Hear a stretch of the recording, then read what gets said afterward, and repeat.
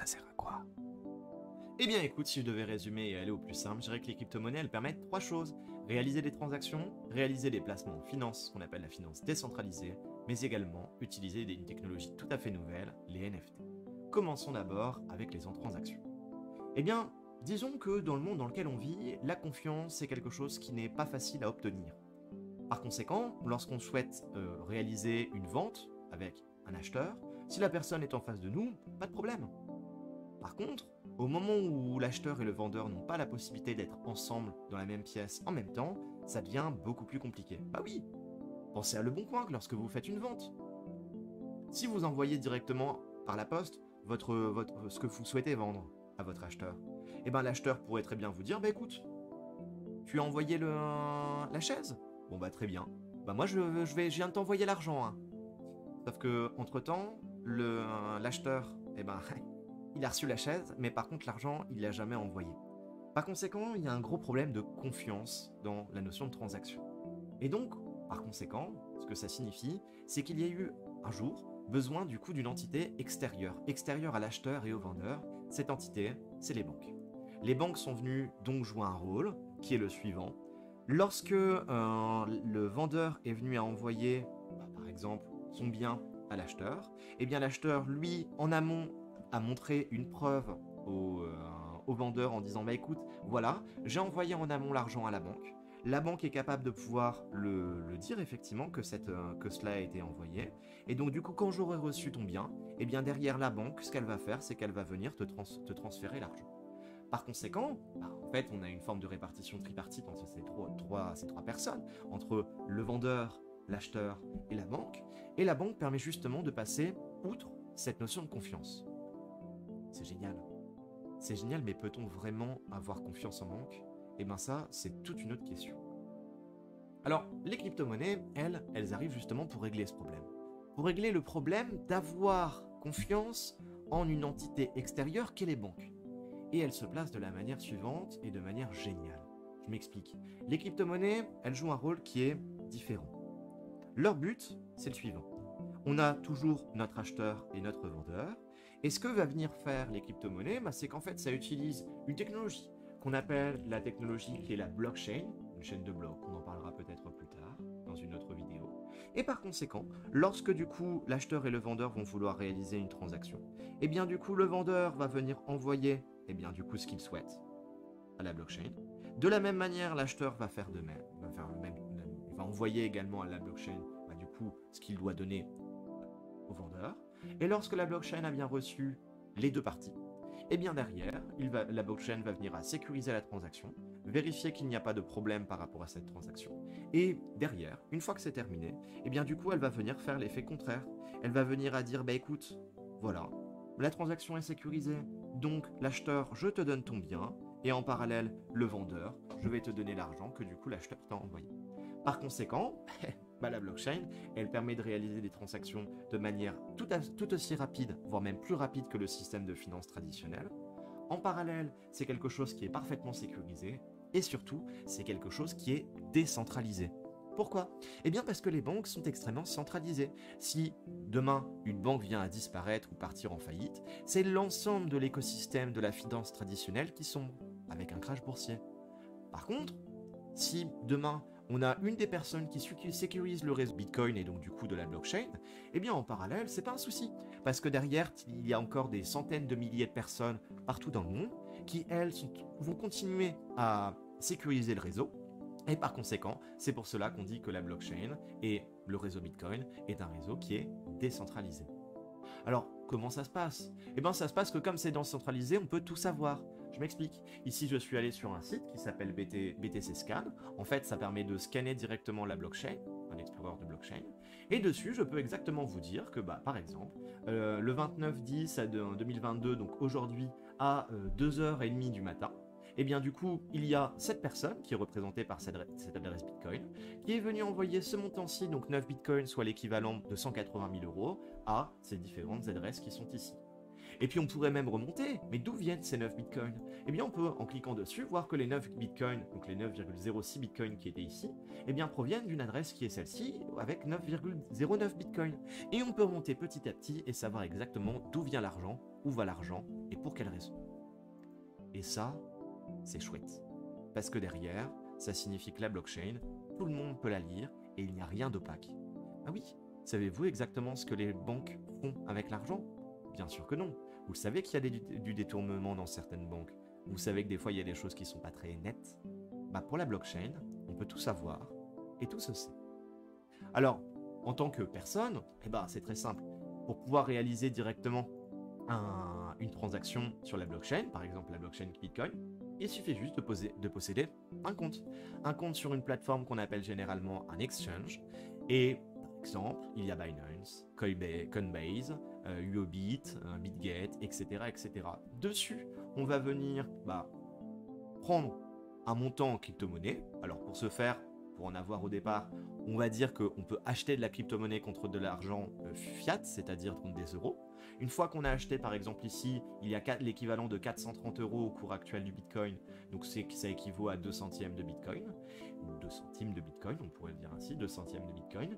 Et par conséquent, si on souhaite réaliser une transaction, eh bien il suffit juste de pouvoir compléter l'adresse de réception du vendeur, on met le montant, et la question est terminée. La blockchain va derrière en parallèle sécuriser la transaction et tout se passe bien. Transaction qui d'ailleurs, très souvent, est beaucoup plus rapide que les transactions de Mastercard ou de Visa. Mais ça, c'est autre chose et la technologie est encore en train de se développer à ce sujet. Et bien ça, c'est très chouette. Et donc, la première chose que permet la crypto-monnaie, c'est tout simplement de réaliser des transactions. Et puis, avec les crypto-monnaies, on peut aussi réaliser des placements. Des placements en finance, non pas en finance traditionnelle, mais dans la finance qu'on appelle décentralisée. On l'a expliqué tout à l'heure, mais la finance traditionnelle est une finance qui est extrêmement centralisée. Si demain une banque vient disparaître, eh bien c'est l'ensemble de l'écosystème financier qui vient à crash. Dans le cas des crypto-monnaies, c'est pas pareil. Si demain une entité vient à disparaître, et bien du coup il reste toutes les autres entités réparties partout dans le monde, c'est-à-dire plusieurs dizaines de milliers, voire même des centaines de milliers, voire même de millions d'entités, qui elles ont encore la possibilité et vont continuer à sécuriser le réseau. Et ça, c'est chouette. Alors, en finance traditionnelle, lorsqu'on vient mettre de l'argent avec un taux de rendement de 1%, de 2% maximum dans un livret A, dans une assurance vie ou autre, eh bien la banque, elle prend notre argent et elle en fait du trading en bourse. Et donc, avec l'argent qu'elle va du coup récolter en plus, eh bien derrière, elle vient tout simplement nous redonner un petit pourcentage de ce qu'elle a gagné, c'est-à-dire généralement 1 à 2% de l'argent qu'on a placé. C'est pas énorme, mais du coup, autant le faire. Eh bien, en finance décentralisée, c'est-à-dire la finance de la crypto-monnaie, qu'on appelle généralement la DeFi, D-E-F-Y, eh bien en DeFi, ça se passe un peu de la même manière. On a des plateformes comme Binance, c'est ce qu'on appelle généralement des exchanges, sur lesquels on peut acheter de la crypto-monnaie. Donc on transforme de la monnaie fiduciaire, donc de la monnaie fiat comme des euros, des yens, des dollars, on achète du coup de la crypto-monnaie. Par exemple, pour 20 000 euros au prix actuel, on va acheter un bitcoin. Et une fois qu'on a ce bitcoin, on peut très bien le laisser dormir et ne rien faire avec.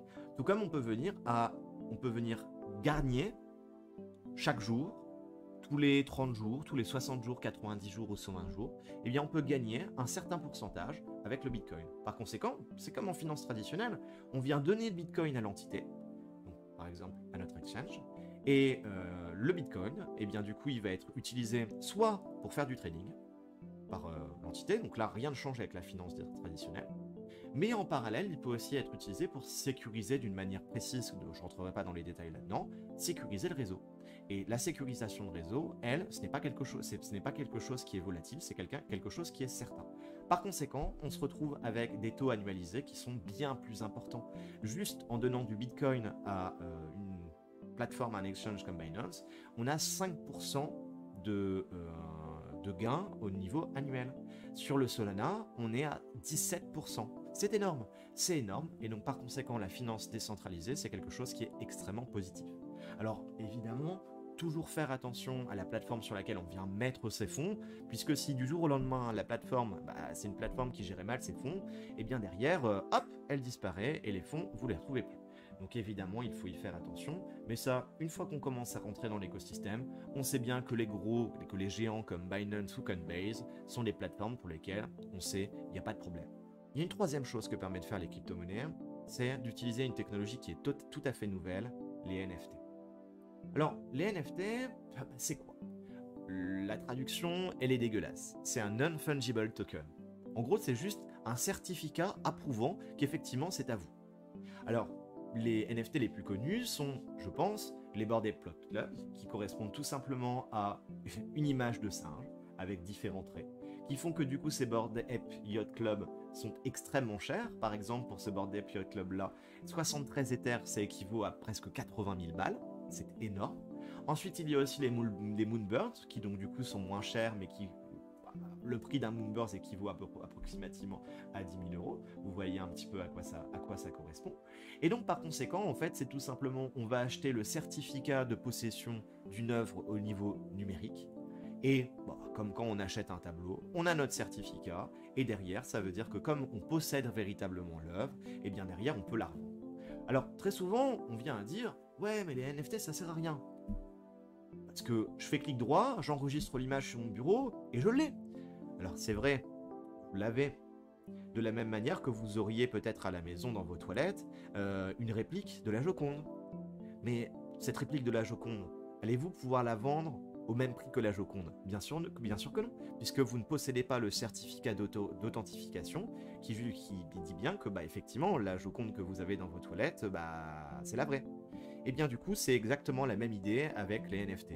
Il y a un certificat qui permet de vérifier qui est véritablement le possesseur, et par conséquent, même si vous avez l'image qui est directement sur votre bureau, ou que vous avez téléchargée, ça ne veut pas dire que du coup cette image vous appartient. Par conséquent, vous ne pouvez pas y faire ce que vous voulez. Alors, il y a beaucoup de NFT qui servent à pas à grand chose, hein. Mon avis personnel, c'est que avoir une image de singe à 80 000 balles, ou une image de chouette à 10 000, ça casse pas trois pattes à un canard. Mais il y a des NFT qui commencent petit à petit, puisque la technologie est en train de se développer, à être très pertinents. Je pense par exemple à Taylor, qui est une entreprise qui se développe avec des billets de concerts et de spectacles qui sont maintenant petit à petit en train d'être transformés en NFT et donc d'utiliser la technologie qu'est la blockchain. Je pense également à une entreprise française qui s'appelle Galéon, qui est venue il y a encore une ou deux semaines, a créé un système qui permet, au niveau de la blockchain, de pouvoir avoir un NFT qui nous appartient, sur lequel, en fait, on a des informations sur le don d'organes, son don d'organes pour soi. Ce qui fait que n'importe qui, en ayant accès, du coup, à l'adresse de ce NFT, entre guillemets, et bien derrière, va avoir la possibilité, du coup, d'avoir accès aux informations. Autre chose aussi, dans les jeux vidéo, on a de plus en plus de jeux vidéo qui se développent avec ce qu'on appelle des play to earn, des jeux pour gagner, où en fait on va venir à gagner des items, et ces items, et bien du coup, grâce à la technologie qu'est le NFT, la blockchain, et bien derrière on va pouvoir échanger et vendre du coup ces items directement sur un marché, sur une plateforme de marché, et dessus derrière on va pouvoir les vendre contre de la crypto-monnaie ou contre de l'argent fiduciaire, et puis par conséquent c'est tout un nouveau marché qui se développe. Bon, vous voyez, il y a quand même 3 points qui sont sacrément importants. Ça permet la crypto-monnaie de réaliser des transactions, de faire des placements en finance décentralisée, en DeFi, de manière beaucoup plus rentable qu'en finance traditionnelle, mais également d'utiliser une technologie qui est nouvelle, les NFT.